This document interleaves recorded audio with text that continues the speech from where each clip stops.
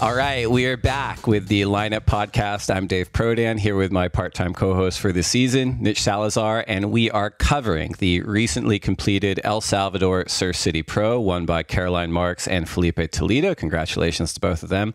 And we're recording just ahead of the 8th of 10 stops on the 2023 WSL Championship Tour, the Vivo Rio Pro, which starts in just a few days. Mitch, you were on the ground in El Salvador. You are now on the ground in Saquarema. How the hell are you doing? I'm a little tired, Dave. I'm not gonna lie, a little exhausted, but it's been a great trip so far. I was able to spend quite a bit of time, excuse me, in El Salvador, and that place is amazing. The waves are great. Really love it there. I think the quality of waves definitely showed up for this year's CT event, and I was really impressed by the surfing we saw on both the men's and women's side. Some surprises there, no doubt, but great to see the dominance of certain surfers like Stephanie Gilmore. And I mean, obviously, both men making the final yet again and having a rematch for the ages. I thought it was a great event overall, Dave. I don't know how you enjoyed it at home, but finals day was a bit tricky with the waves, and we did have to, nitpick those lay days out of, some difficult days to really choose from. But I think all in all, the event went as well as we could have hoped for. And I think in terms of the quality of the waves, Punta Rocco showed up way more than it did last year. I think just conditions were so much cleaner, and overall, it was a fun event. I would say 8 out of 10. It was awesome. It was awesome to watch here. It's coming up in one of my winners and losers segments, but it's a little hard hang to watch sunny, clean waves, both on the run days and the lay days. We're here in Southern California after a rough winter and an abysmal spring and a June gloom. So I'm like, man, I'm going to look up flights to El Salvador right now. No, they did. It looked awesome. The surfing was great. And I agree with you. We had kind of that window in the afternoon last year. I think it was for the quarterfinals where Punta Roca really kind of switched on for us, but it looked like it was a lot more quality-based, consistent this year, and the surfing was awesome. And man, I'm excited to get into it. We always start off with the segment that is the talk of the town, winners and losers from El Salvador. And Mitch, why don't you kick us off on this one? Well, my first loser is pretty easy, Dave. It's regular foot dominance, and really pleased to see a goofy footer win for the first time I've ever been there in my whole life.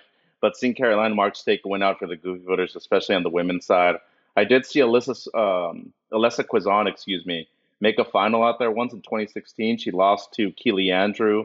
That was a women's 6-star QS. The waves are pumping, but this year, first of all, Caroline has won a CT event at a point break, let alone at a right-hand point break. So she finally showcased, that excellent backhand that she has. And I think overall, just being able to beat Tyler Wright in the final, who was on a roll, who's coming off of a great string of events, for her, getting her first win of the season and a pivotal point, that's my first loser. Regular footers, maybe, they might be turning a cold shoulder right now, but I think overall, goofy footers have definitely been rising to the plate when it comes to these right-hand point breaks, because there's not many left on tour, Dave. They got to make do with what they have. That's a great point, and I think longtime CT heavy hitter Luke Egan being in Caroline's corner probably had a massive effect. My first loser. I'm going to be a little bit long-winded here, so I appreciate everyone humoring me on this. But my first loser from El Salvador are any believers, of which admittedly I can be from time to time, in the potential for a Kelly Slater performance renaissance on tour at venues other than Pipeline or Chopu. Now, look, much has been written and said about the 51-year-old's form on tour, especially this season, especially following his wildcard allocation for the start of 2024, as well as the back half of 2023. Mitch, you and I have spoken about it on more than one occasion here. As I watch Kelly in El Salvador, he advances through the opening round in second place behind Ethan Ewing with a 6.07 and a 5.53 before going down to Gabriel Medina in the elimination round with a 5.4 and a 5.2. And I was really struck by what I was watching. He remains an amazing surfer. His timing, his board placement. Over the last few events, they've looked sparky in a way that we haven't seen in a while.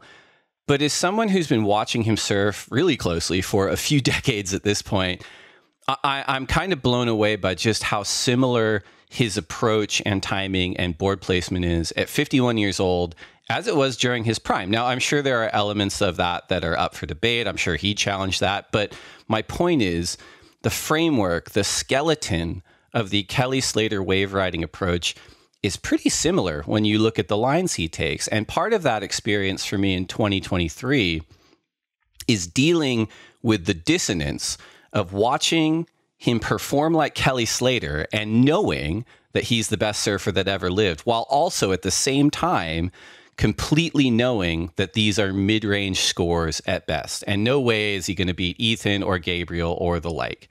And I have to hold both of those thoughts in my head at the same time.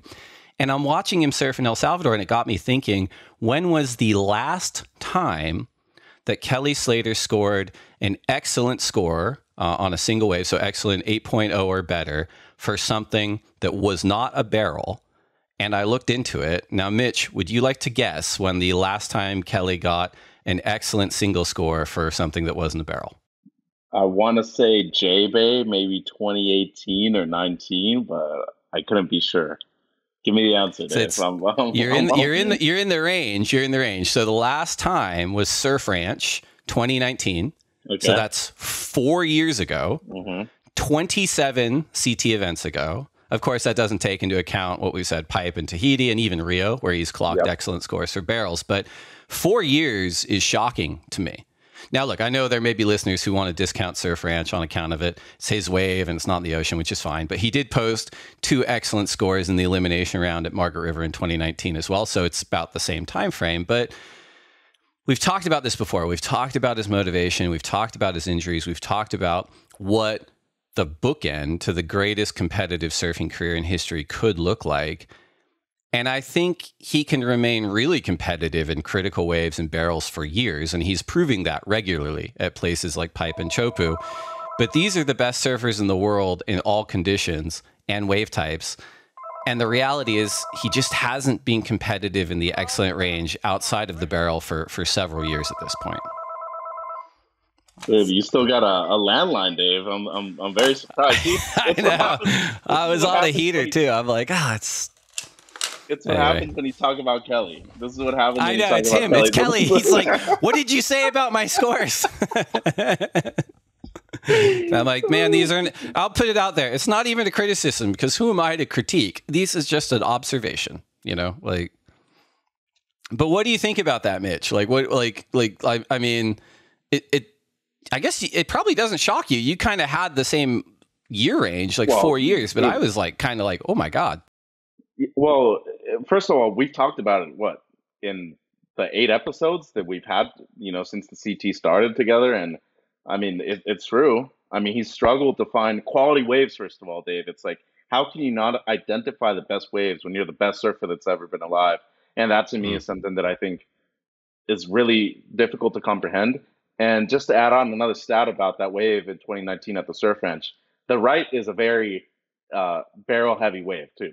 So a big portion of his points on that excellent score had to have come from the barrel as well. But I just think that I saw moments of brilliance once again, like 1 or 2 turns on each of those waves where he was getting a 5 or a 6 on, but it just didn't seem like he had that extra spark, that extra level where he could just go to, like Gabe has, like Ethan has, even Liam O'Brien had it. I mean, he made the semifinals in a clutch performance when he beat Bearman and me in the quarters too. But I don't see him having that extra little pep in his step in order to get those 7s or the 8s, and even maybe go up into the 9s if he were to need a score like that too. What I will say though is that he showed up, he went and surfed. I didn't necessarily expect him to show up, even if he did get the wild card for the end of this year and the beginning of 24. But overall, I want to see more, because if I want to see more, it means that the public wants to see more of Kelly Slater.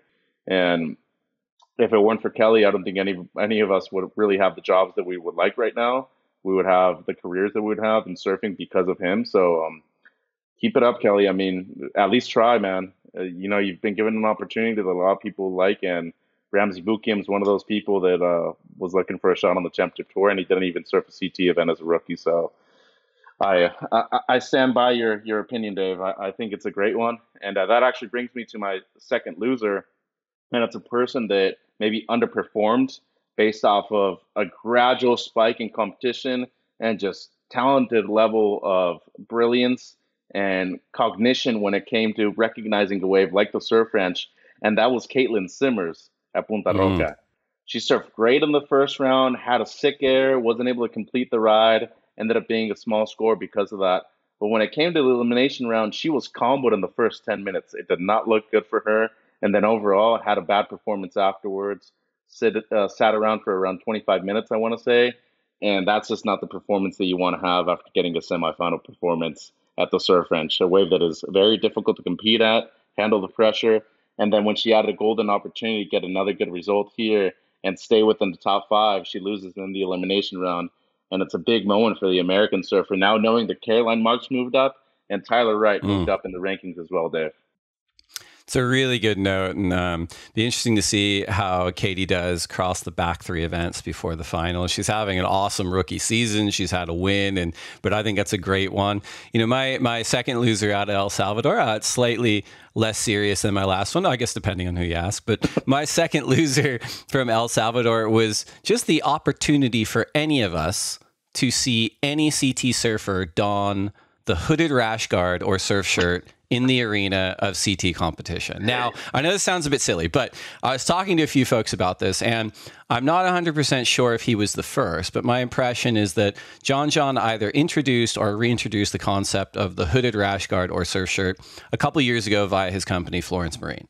Full utilitarian piece of equipment, and when I saw it come out, I thought, oh yeah, that seems like a pretty good idea, but I obviously don't surf anything like John, so I don't know if I can pull it off in the water, but I did get one. I've used it, paddle boarding with my kids for sun protection. It's really nice. And I brought it on a recent surf trip as like a maybe, and I will tell you two things. Number one, the hooded rash guard surf shirt was essentially a universally owned item where I was. Everyone had one. Everyone wore it. I was shocked. And it's no bullshit. It saved my trip. Like midday in the sun sessions, like it is a lifesaver. You Jedi mode, you put the hood on for paddling and sitting. The set comes, you take the hood off, you catch your wave, kick out, you put it back on. I will never not bring one in the future. And now everyone's making them, Billabong and Vissla, Rip Curl, Hurley, Quicksilver, like everyone's got one. So it doesn't really matter what brand you go with. But from all reports of how intense the midday heat was in El Salvador, it seemed like the perfect opportunity for one, if not more, of the world's best surfers to rock one in a heat, but we didn't get it. So maybe next year. This is what I'm going to propose to you, Dave, and I think you should propose this to a couple of the people, that are higher ups. Why don't you just write a letter that just says, hey, we should have options when we go to these events where the sun is out, it's extremely hot. Let's make some hooded rash guards for these surfers that they can take out if they would like, just as an option. Interesting. I hadn't even considered. I was thinking underneath the jersey, but that makes all the sense in the world. Like and not to be a craven opportunist, but the tour's not cheap. We got to pay for it somehow. I feel like the back of the hood is a great branding opportunity for a partner. So I'm into it. I'm into it. We just solved the problem here on the podcast. So get a Corona logo on there, and we're going to sell as many Coronas as we can. I feel like since we came up with it, there should be like a lineup logo, at least on the ear or something. Maybe on the ears, both ears, like a headphones with a little lineup logo on the side. Hey, I'm down for that. And actually, I'm glad that you brought up the hoodie because that's actually leading to my third loser, and it is John Florence. And not to be pessimistic towards his performance, but for how the waves were, first time competing there, he had already been there competing for the ISA World Surfing Games for the United States. And it just seemed like he wasn't on point in either of the two heats that he surfed, Dave. In the opening round, didn't look like he was really finding his rhythm, wasn't in connection with the ocean. And then in the elimination round, he had his back up against the wall, especially knowing that he didn't get a good result at the surf ranch. This was a golden opportunity for him to capitalize at a right-hand point break with a lot more power, with great boards, by the way, too. He was riding a brand new Red Tiger that looked awesome underneath his feet during the free surfs. But then he matches up against Rio Waida, and Rio maybe has the best performance of his life against John in that elimination round. And a huge moment for the two-time world champion isn't able to come out with a good result, Dave. And as of right now, he's out of the top five picture with only 3 events to go.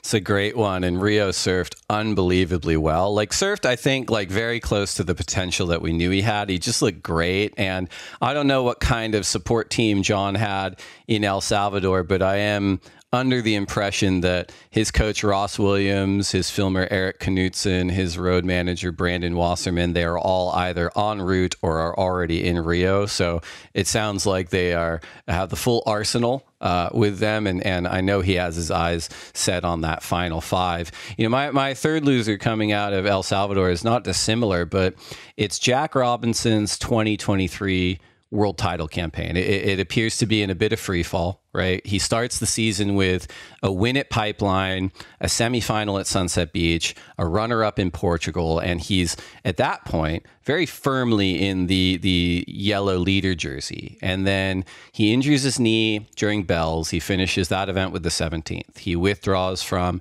his hometown event of Margaret River. He's an early exit from Surf Ranch with a 17th, an early exit from El Salvador with another 17th. And now he's not only not in the yellow leader jersey, but he too has fallen outside the current top five for the first time all season, now sitting at number 6. So looking ahead at Saquarema, Jeffreys Bay, and Chopu, these are 3 events he could absolutely win because he's that good, but unsure if he's fully recovered from his injury yet. And with regards to the aforementioned world title campaign, for someone like Jack, with apex surfers like Felipe Toledo and potentially Griffin Colapinto, Zhao Xianca, Ethan Ewing, Gabriel Medina, and John Florence, all stalking the Rip Curl WSL finals field, you know, finishing in the top 5 is one thing. Having a high seed and being able to avoid head-to-heads with these surfers is an entirely different thing. Yeah. And we'll see what happens over the course of these 3 events. But I think for Jack to have success at lowers, he's going to be in a much better position if he can finish further up the rankings in the final 5 than squeaking in at 5 and having to battle these, what is shaping up to be one of the gnarliest fields we've ever seen at the event. I 100% agree. I mean, you couldn't have said it any better like that, Dave, because as we saw last year, even if you're the number 5 seed, you can move up into number 1 and be a world champion at the end of the day at the Rip Curl WSL Finals. Stephanie Gilmore was able to employ that and ended up becoming an 8-time world champion now. Italo, same thing. He moved from number 4 all the way to number 2, nearly had and forced Felipe to get a 3rd match out of them. Fortunately for Felipe, that didn't happen, and he ended up becoming a world champion that day. But overall, I think you're spot on, because the higher your seed is, the less heats you have to surf, the less fatigued you are, the more you're able to focus on your surfing rather than actual preparation before the event happens. And that actually leads to my first winner out of El Salvador. And I actually think it was Latin American surfing. If you look at Brian Perez's performance, Leilani McGonigal's performance, look, Brian had to come up against 1 and 2 in the world in consecutive rounds. Faced Griffin Colapinto, had him up against the ropes, 15 points, I think, in the first 20 minutes of the heat. Best performance I've ever seen him have in a jersey. Elimination round, right when it comes down to the wire, was needing a score, just barely got edged out by Joao Xianca. And I mean, we're talking about a surfer that isn't known very much for his competitive surfing. He's a social media sensation, but overall, the kid was able to perform under the spotlight at home too. If you've ever donned a rash guard and you know how to compete at home, or you know the pressures of competing at home yourself, it is the most difficult thing to do. And being able to handle that pressure at home was incredible to see for him. His stock went up. Central American and Latin American surfing went up because of him too. And then Leilani McGonigal, elimination round against Tyler Wright, nearly edges her out, had a near excellent score right there at the end, and just barely lost the heat to Tyler Wright. Overall, of course, the Brazilians, we count them as Latin Americans too. Felipe winning, Joao Xianca still in the top 5, and Italo Ferreira making 2 quarterfinals or better at El Salvador. So big things coming from Latin America. I really like what I'm seeing, and I think this moves up the stock for a lot of countries like Peru and, of course, Mexico on the championship tour in years to come as well, Dave. It's a really good point. Both Brian and Leilani surfed awesome out there. And I think you make the right point about Latin American surfing. Obviously, there's been a strong presence with Brazil in recent years, but those Central American countries that have not only great surf, but world-class surfers, just getting a little bit more support, maybe having a similar domestic competitive infrastructure that Brazil's had for a number of years, and seeing more and more of them kind of matriculate through the Challenger Series to get on the championship tour is a great thing. You know, my first winner coming out of El Salvador is, I think we already touched on it, but frankly, it's El Salvador surf tourism, you know? Speaking as a sample size of one, as I said before, between watching the event and then being exposed to everyone's social media feeds during competition and maybe more importantly on the lay days, it looks so much fun, you know, warm water, rippable waves everywhere. And yeah, I know I mentioned, you know, we're in Southern California at the moment. We're coming off of one of the less productive winters we've had, a really rough spring, and kind of a horrifyingly wave-starved June gloom at the moment. And I was definitely Googling how much flights were to get down there because it seemed like a lot of fun for a surf trip. And, you know, Mitch, you were down there. Like, am I tripping, or is El Salvador a really good hang for surfer? What are the pros and cons of being down there? Well, pros, waves are great, food's awesome, and the people are some of the nicest you'll ever meet in your life. The only cons I will say, it is hot as hell, Dave. So be prepared to bring some liquid IVs. Know that you're going to be sweating all day inside and outside the water. So, I mean, if that's the only con that you can really look at, it's not a bad one to have. You'd rather be in warmer weather than in colder weather. Totally, and we've already solved one of the issues with our lineup branded WSL hooded rash guards, so we're in good shape. Who's your second winner out of El Salvador, Mitch? Hey, second winner has to be the leader of the rankings. 3 finals in the row for the Californian Griffin Colapinto. Makes the final in Margaret River, loses to eventual champion Gabe Medina, wins at the Surf Ranch. I would say the biggest win of his career so far, especially being at home in California, and then makes back-to-back finals at Punta Roca, especially coming up against Felipe in the final. He brought it to him at the beginning, didn't really find the waves at the end of the heat to get him out of combination, but still, I mean, you're leading the rankings, and both 1 and 2 in the world are way far out in front besides everybody else in the rankings. So it's a huge moment for him, and especially if he's trying to qualify for his home break of Lower Trestles for the Rip Curl WSL Finals this September. This is the moment to do it, Dave. Brazil hasn't really been the best spot for him historically, but J-Bay has. He's made finals day there multiple times, and when it comes to Tahiti, we know that he can charge too. It's a great one. It's actually really in line with my second winner, and mine is San Clemente. And now, look, I'm on record as being what I'd like to think is fair, but also critical when it comes to San Clemente and its current place in the broader surfing world. But the results are looking really good for them right now. You mentioned Griffin Colapinto leading the rankings, San Clemente's favored son at the moment, and I think unless something insane happens across these back 3 events, San Clemente is going to have a hometown boy in the Rip Curl WSL Finals competing for a world title at Lower Trestles, and that's pretty exciting. And, you know, beyond Griffin, you also have transplants to San Clemente, like Caroline Marks, who's originally from Florida, and Felipe Toledo, who's originally from Brazil, who live in the area and regularly train in San Clemente in between CT stops. And they both won the event, you know? So, yeah, San Clemente is my second winner coming out of El Salvador. It's an amazing pick. There's no argument there because the quality waves, the consistency that San Clemente provides for a lot of these surfers, and especially for a lot of Brazilians that want to be able to be in a larger market than what they normally have, you know, in South America, it's a huge opportunity for them. And I think Felipe, overall, it was the right decision for him to make. I don't think if it weren't for that move to San Clemente, he wouldn't be as complete of a surfer and as competitive as he normally was. So I fully back that. And I think we got to mention Cole Hauschman too. Top 5 currently on the Challenger Series rankings as well. Sorry, Lindblad, close to qualifying a few years now. And I think overall, San Clemente is going to even throw out a few more surfers in the next few years that would be promptly qualifying for the championship tour. But leading to my number 1 winner for this event in Punta Roca, it has to be the men's champion, Felipe Toledo. I would have to say a pivotal moment in the year for him, coming off of a disappointing performance at the Surf Ranch, Dave, and knowing that a win here was crucial for him because we're going into Saquarema. The last 3 times we've had the CT event here, he has been victorious.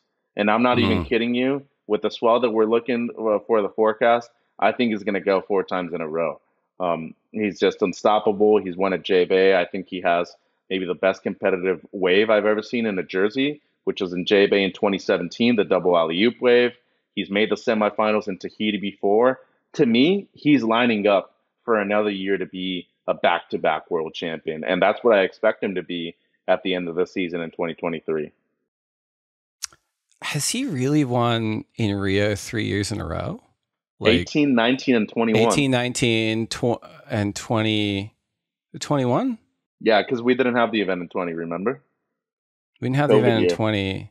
Did we go there in 21 though? Oh no, because he won in 22. I'm sorry. Yeah, yeah. It's okay. Yeah. No, I'm tripping. I'm shocked. I think people have three-peated at venues like back to back to back in a row. We'll have to look. I don't know if anyone's ever done it 4 years in a row. Like that would be insane. Yeah. Yeah. Nothing comes to mind. I mean, I'm gonna have a look at that. That seems insane. But yeah, I mean, I think that's a great pick. I think your analysis of Felipe is spot on. And my final winner coming out of El Salvador is us. It's surfing writ large, because the current battle for a place in the WSL Final Five and a shot for competing for the world title at September's Rip Curl WSL Finals. We mentioned it before, but the current top five for the men: number 1, Griffin Colapinto. Number 2, Felipe Toledo. Number 3, Xiao Xianca. Number 4, Ethan Ewing. Number 5, Gabriel Medina. Then sitting just outside of that, you have Jack Robinson, John Florence, and Italo Ferreira. That is an insane concentration of superstar talent, all looking for one of those 5 positions.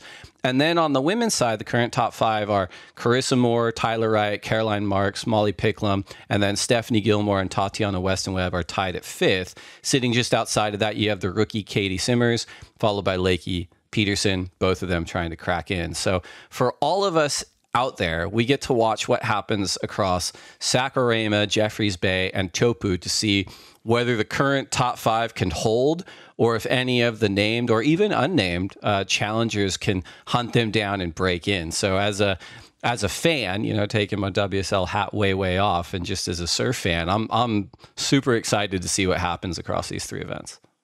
Yeah, and especially knowing that the potential for the waves in Tahiti, just as we saw last year, I really want to see good and big waves when we get there. And I think having an event that's challenging for you physically and mentally in order to qualify for the World Championship Day, that to me is a huge moment in the sport of surfing, because it really demonstrates that even though you have to qualify for an event, it's more performance-based wave, you still have to be able to put it together in the harshest of conditions. And we could eventually see that in Tahiti. We saw it last year, and especially with the wildcard performances of Kali Vastu making the final. Oh, I'm excited, Dave. We got 3 events that are just going to be amazing to watch at the end of the year.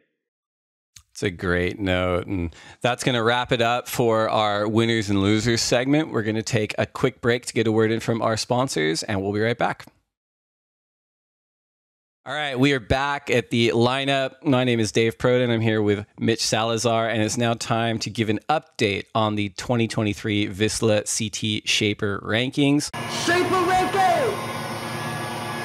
For those who are not initiated yet, we are ranking the Shapers this season based on points from the performances of their respective surfers that finish in the quarterfinals or better. It's a combined rankings, men's or women's. The higher the surfer places, the more points the shaper receives. And we are tracking the Vissla CT Shaper rankings from Event 1 through Event 10, and we'll crown the CT Shaper of the Year before September's Rip Curl WSL Finals. So when the dust had settled on the Vissla CT Shaper rankings post Surf City El Salvador, we had Matt Biolis and the Mayhem Surfboards team re-cementing their position at the number 1 spot, with Caroline Marks's win, Griffin Colapinto's runner-up finish, and then thirds from Carissa Moore and a newly supported Ian Gentile, which we'll talk more about later, I'm sure, as well as a 5th from Gabriella Bryan.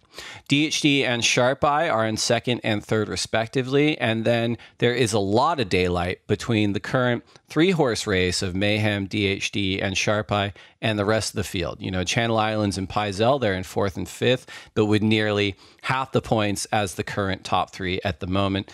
Mitch, you were on the ground there. What were your observations from the trenches of El Salvador with regards to the state of play with surfboards?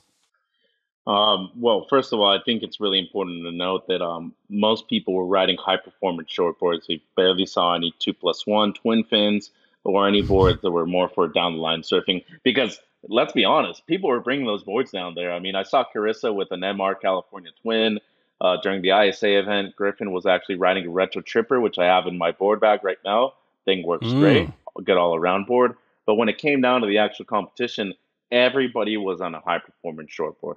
And regardless of what brand you were riding, they wanted something that was going to be able to fit in the pocket and turn fast when they needed to. I think fin setup was super crucial for this one too, because it has so much speed moving you down the line. You want a fin that's able to control speed a lot more.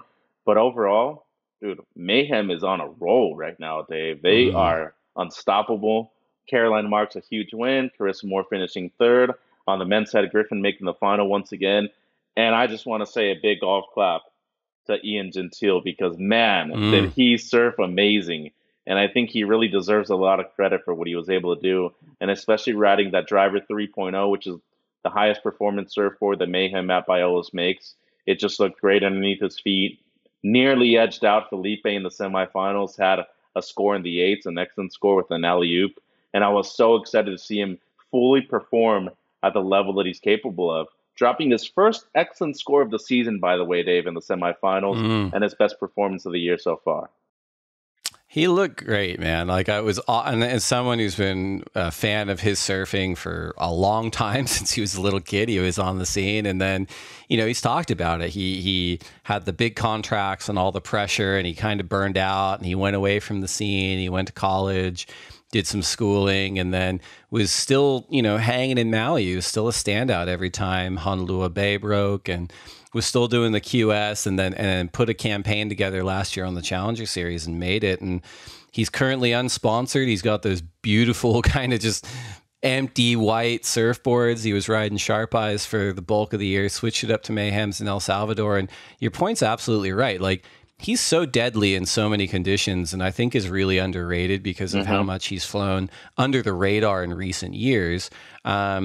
But yeah, he pushed Felipe in that semi. Felipe had to go kind of crazy just to push back, and it was really, really cool to see. One thing I wanted to unpack, Mitch, you mentioned everyone's riding high performance shortboards there, and a few of the surfers at the ISA games, Carissa was on MR California twin. You mentioned Griffin was on a retro ripper. So two questions there.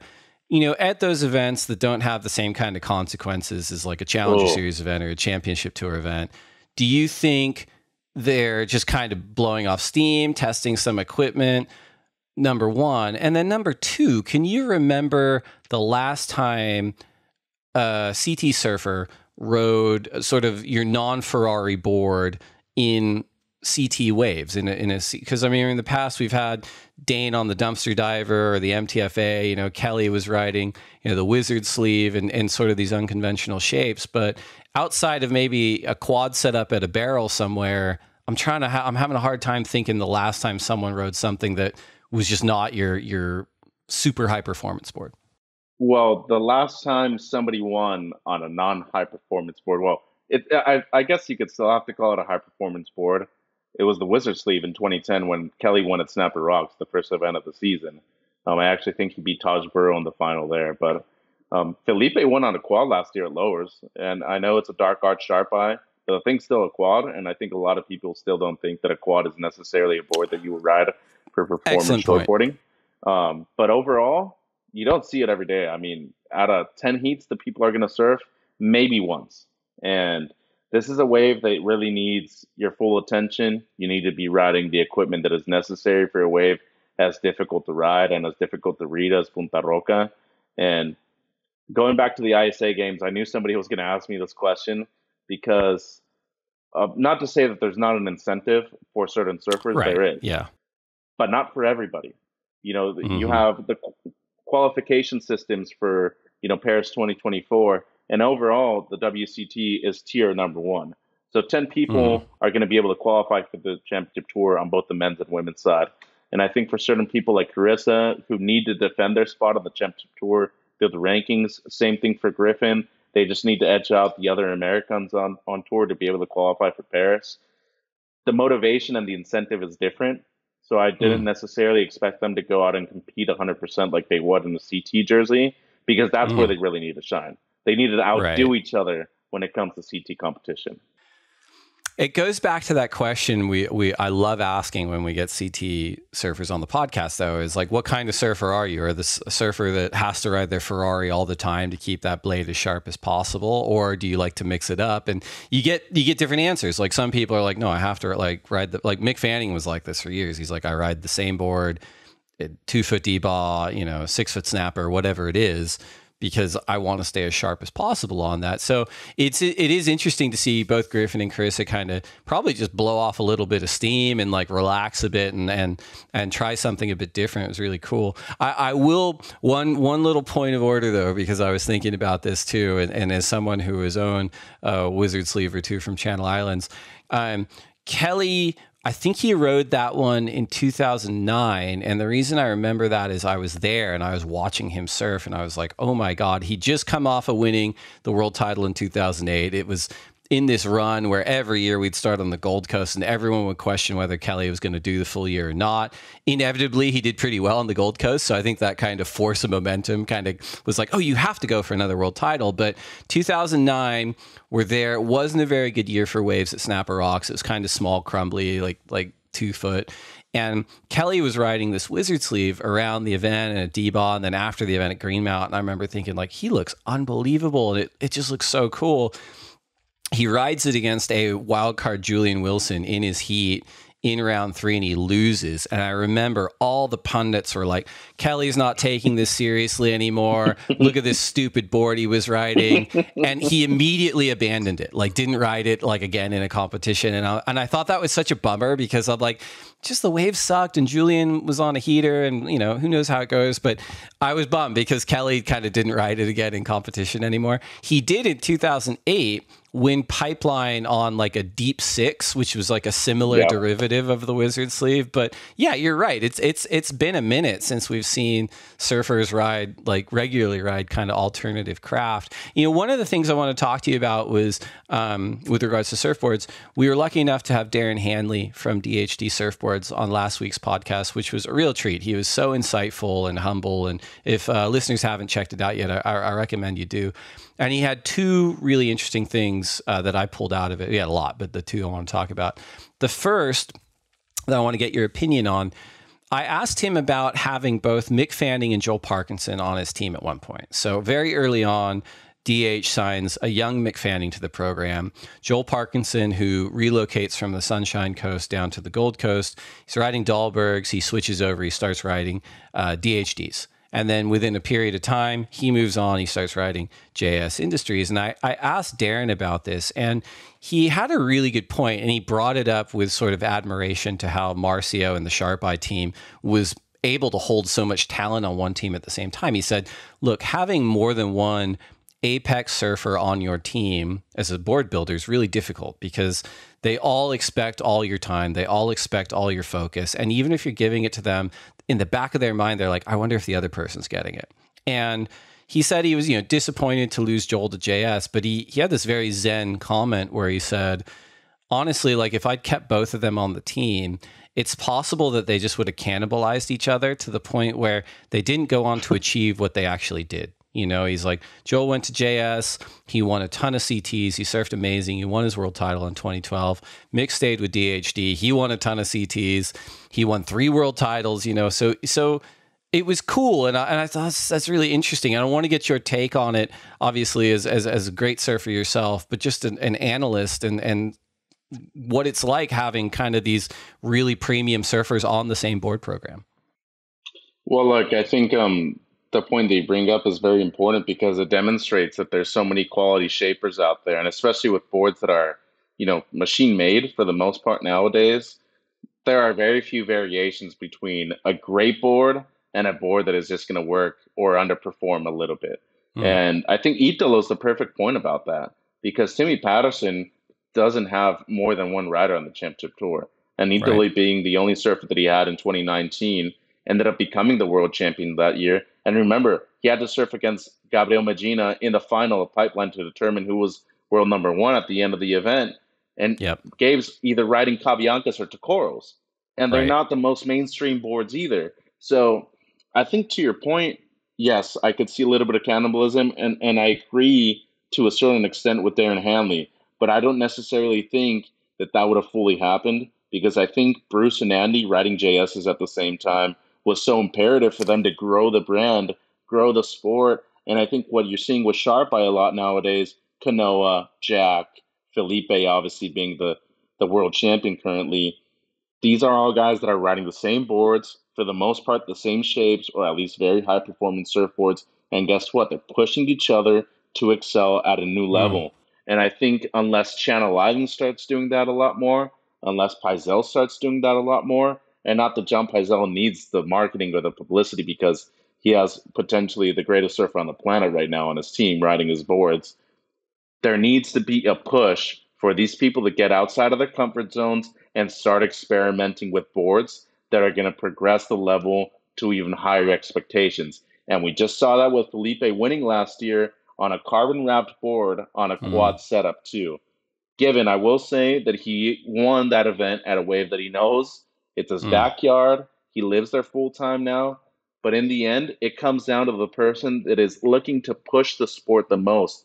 And I think that's why Kelly has been so significant to board building because he was able to think outside of the box at many different events. That year, he beat Chris Ward in the final in 2008 at Pipeline. Mm. Dude, it was a big backdoor, Dave. And he was riding either a 5.6 or a 5.8 on 10-foot backdoor waves. And Mm. those kind of moments are imperative to progress a sport and progress board shaping. It's a really good point. The second thing that DH that struck me in the conversation with DH was just how intentional it seems that he's gone about building like the succession plan for the next generation of surfers at the elite level. You know, he talked about being so focused on Ethan and Molly at the moment, as well as, Liam and Connor Mm-hmm. on tour. And he referenced doing quite a bit with Jacob Wilcox, who's coming up from the CS right now, is a fantastic surfer. It seems like in addition to him having Mick Fanning, which he claims is like an unfair advantage because Mick's so great in terms of influencing board talk design and evangelizing with other surfers, he said, we really think about these things and we want to make sure that we're represented on tour the whole time. You just brought up two programs, JS and Channel Islands, that have had a bit of a gap, right, in terms of having those elite level world champs. What do you see on tour at the moment in terms of who's taking the succession plan seriously and maybe who needs to go back to the drawing board? Well, I think DHD and Sharp Eye are probably at the forefront of that. But I Mm, will say that I think Mayhem has done that very well over the last decade because Caroline Marks has been on those boards forever. Kalohi right. Andino's ridden the same boards forever. And I think Griffin Colapinto being number one in the world exemplifies what Matt Biolos has been able to do with Mayhem, since 91, since he started the brand. So having those kids ride his boards from a young age. And I think another person on the women's side is also Gabriella Bryan. She got a Mm, quarterfinal finish here at Punta Roca. She's been riding Mayhems for many years now, too. And, just having them as you were saying, minimize the generational gap between surfers that right. are riding their constructs and not riding them is imperative for them to be able to be globally known and accepted as a board brand with a high reputation. And you want Mm, to precede yourself with even better performances than you have in the past. And I think that's what happened with Steph last year, riding at mm, DHD again. And she's right. always been a long time rider for them. But look at what happened now. Last year, you had a couple of people on Sharp Eyes. You had Timmy Patterson represented with Italo, and you had two surfers with DHDs in the final five. One on the men's side, Ethan Ewing, and one, the world champion, Stephanie Gilmore, on the other side. So I see less of a generational gap, but we're also talking about the three highest board builders on the rankings right now. That's Mayhem, it's DHD, and it's Sharp Eye. It's really interesting, and we talked about it in the lead up and how much daylight those top three board companies have created on the rankings now. And it really is kind of a 3-horse race to see who will be CT Shaper of the Year in 2023.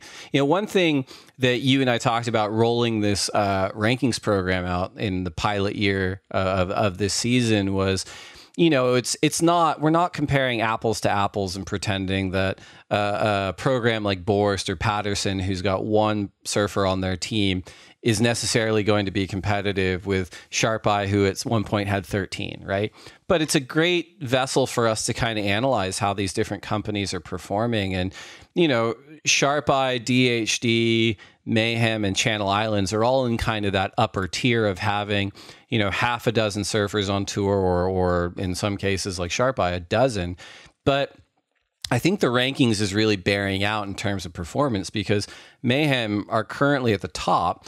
They don't have the biggest team. They just have a team that has been producing in ridiculous fashion for the last few events. And, looking ahead to Saquarema compared to Punta Roca, it's a different kind of wave.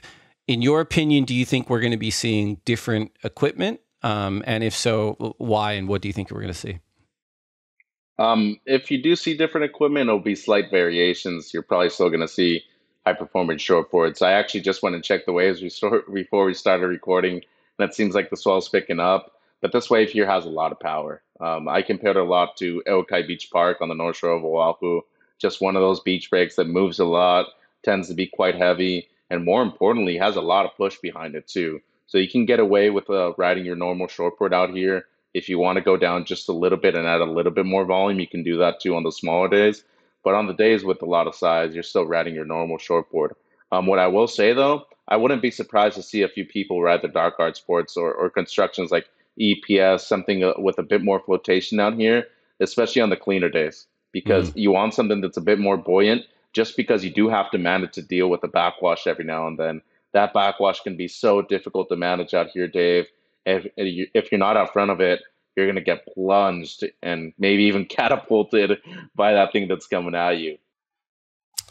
Makes all the sense in the world. Well, that's it for the update for the Vissla CT Shaper rankings. Congrats once again to Matt Biolis and Mayhem for holding on to that top spot. We've been saying this all season, and it is bearing out. A lot can change from event to event, so we will see what happens in Saquarema and across the rest of the season.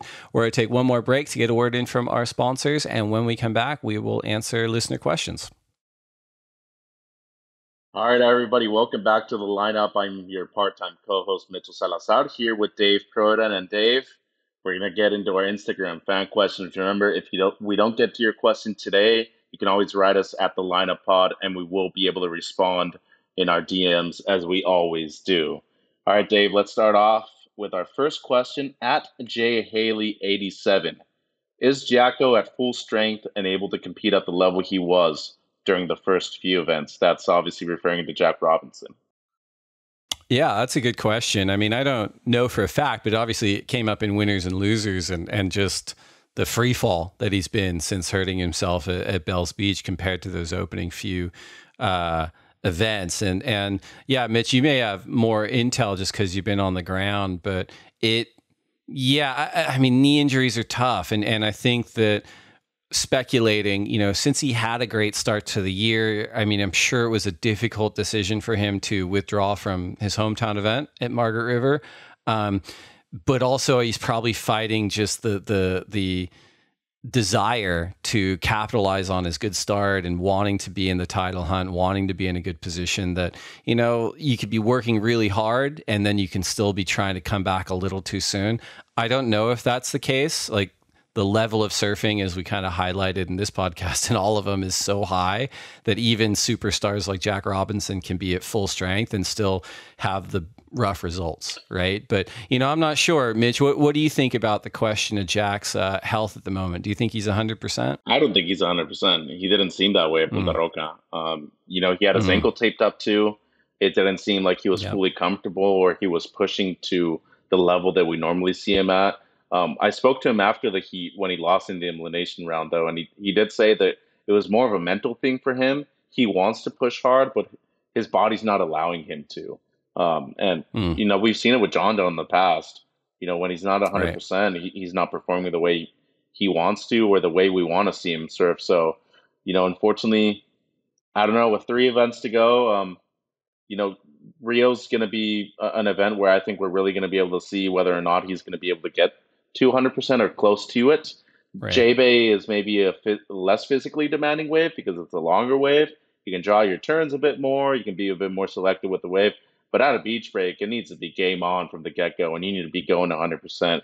Or if not, you're not going at all. But Tahiti, same thing. You just need to make the drop. It's not as physically taxing.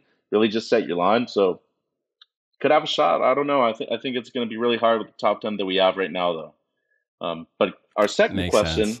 question, at at Roy_Evans 1, will we see a left-hand point break on tour anytime soon? Despite Caroline Marks's win, it feels like regular footers have the advantage.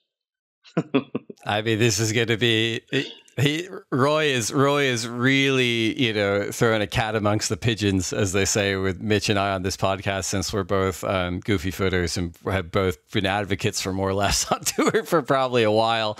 I'd love to see it. I think it is challenging, right? Like, I mean, the bottom line is there's just not as many out there that are in places where you can run events.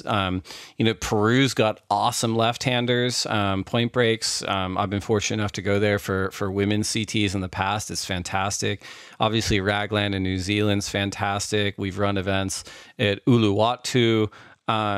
And it's not a point break, but, high performance left-hander of like, a cloud break or a restaurant's on its day. In the past, we've had, St. Lou at Reunion Island. There are really high performance left-handers out there. It's just a matter of trying to find the right window, the right supporters. Obviously, we mentioned that these events aren't cheap. We got to be able to fund them somehow. But yeah, I think that's the whole point. The whole point in the design of the championship tour is not to have 10 events of the exact same wave or the exact same direction or the exact same bottom. We want to see who the world's best surfers are, comprehensively the best, not just the best tube riders, not just the best aerialists, not just the best beach break surfers, in everything. And I think having another high performance left-hander, whether it's a point break or, a reef break like a St. Lou or like a cloud break, would just add to the prestige of being on tour. And I'm sure Mitch and myself would be fans. I'm sure a number of the surfers on tour would be fans as well. I think goofy footers would be, but at the same time, like, I'm sure natural footers are kind of like, well, I'd love to be able to open up on my backhand on a point break like that, or on a sort of high performance left like that. Just like the goofy footers like Caroline Marks or Gabriel Medina have had to adapt to the right hand point breaks on tour. But yeah, I guess that's my answer. Mitch, what do you think about it? What do you think about options out there for potentially having a venue that'd be a high performance left-hander? Well, first of all, I think it would be huge for goofy footers, and I share the same opinion with you regarding the regular footers because I think they would actually really thrive in those kind of conditions. Say if we went to a left like Pavones in the southern part of Costa Rica, great wave. Look at Norman McGonigal and look at what that wave has done to his backhand and to his surfing overall. I could just see Ethan Ewing. I could see Kelly showing up, knowing that it's going to be bombing, during those summertime months. And I can say the same thing for Peru as well. I think there's plenty of options out there. I wouldn't mind going back to Uluwatu. I actually think that we should have 2 events in Bali. I think we should go to Karamos and then to Ulus. I just don't think those are premier waves, and I think logistically they're very easy to do. But do I see it happening?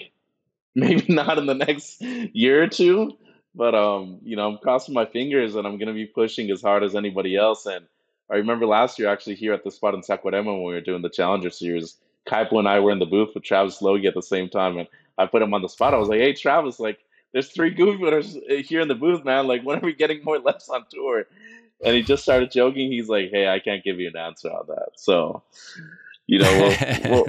we'll see. We'll see what happens. But It's a good question. I like it. I'm confident that in the next few years we're eventually going to have one back, and I think I think so. it's really important to have diversity of waves on tour. Our third question, Dave, at McKay_Holland, a comp where every wave score in a heat counts towards the heat total. Your thoughts? Okay, a comp where every wave score in a heat counts towards a heat total, like a cumulative total, where it's not just the two best scoring waves. I don't like it, but I understand. I understand where the question comes from, but I think it's a good opportunity because so much of what we have in 2023 didn't just come out of the sky. It wasn't just baked in a lab. It didn't just appear. Like, it's been the product of, optimizing the sport over the course of almost 50 years, right? And I think where the commissioner's office, tours and competitions office, and the ASP technical committee before that, which was sort of in charge of scheduling and formats and ranking points and judging criteria and everything that has to do with the technical integrity of the sport, they landed on best two waves in a heat because they felt like that was the best performance product. I think if you ended up in a system where it's every single wave counts, it would just become a wave catching contest. No one would really be putting an emphasis on wanting to get excellent scoring rides when they can go, I can just get like 20 sort of threes and fours and it makes sense. This is a better system for me. I don't think the surfers want to do that. I don't think as fans, we really want to watch that. So I really like the idea of like, look, we want to see the best surfers in the world surf the very best they've ever done in the live arena, and looking for two excellent scoring waves in a 30-minute window or thereabouts is kind of the best system I think you can come up with. I've thought about it quite a bit and going, well, what if we just went to one wave? Like, what if they were just hunting that one amazing wave? But it does take away from the ability of them to be like, no, look, like I can get two great waves or even two medium scoring waves that I surf really, really well. And I honestly think that all that optimization over 5 decades has landed us in this place where we are seeing the best surfing we've ever seen in the live arena. So I think that's where it should be for now. But Mitch, what do you think? What do you think about the question? I don't think that kind of ideology promotes what we're looking for here at the championship tour level. I see it too much with the amateurs, and there's a reason why we have a weight limit for a lot of amateur events, because if not, it just turns into a wave catching contest. Right. As you were saying, in the end, you want to be able to promote respect, responsibility, and more importantly, selection of waves. And in the end, you can be the best surfer in the world, but if you're not on the best waves during the 30, 35-minute heat that you're going to be able to surf out there at the championship tour level, you're not going to be making it through most heats. So I think that's where Kelly's thrived in the past. I think that's where a few guys on the top have been able to do it very well lately. And I think Magina and Ethan Ewing are two of the best examples on the men's side. On the women's side, I could definitely say Stephanie Gilmore's been one of the best at managing her time out there during championship tour heats, especially in pivotal heats. But I just don't see it being a good, if it were down to that, Italo would probably be a 5-time world champ by now. He catches like he catches like 20 waves for heat, and they're usually ones or less. But overall, I just don't think it would be very fun or spectacular to watch. Yeah, it's a good question. I think another way to think about it is, would you rather have the world's best surfers looking to get 4 5-point rides in a heat or 2 9-point rides? Every day of the week, I'd rather see them try to get 2 9-point rides. But it's a good question. And for sure, we appreciate everyone that sent through the questions at the lineup pod. If we didn't get to your question, we will try to answer you on the DMs. We do our best to answer every comment and question. And we really appreciate the listeners out there. Mitch, thank you so much for coming on. I know it's been a lot of travel for you lately, but super psyched you're on the ground there in Saquarema, and look forward to catching up with you at the completion of the Vivo Rio Pro. Hope you get some waves yourself in between announcing. And thanks so much. All right. Thank you, Dave. And hopefully everybody enjoys the event here in Saquarema. Waves should be very fun, and tune in.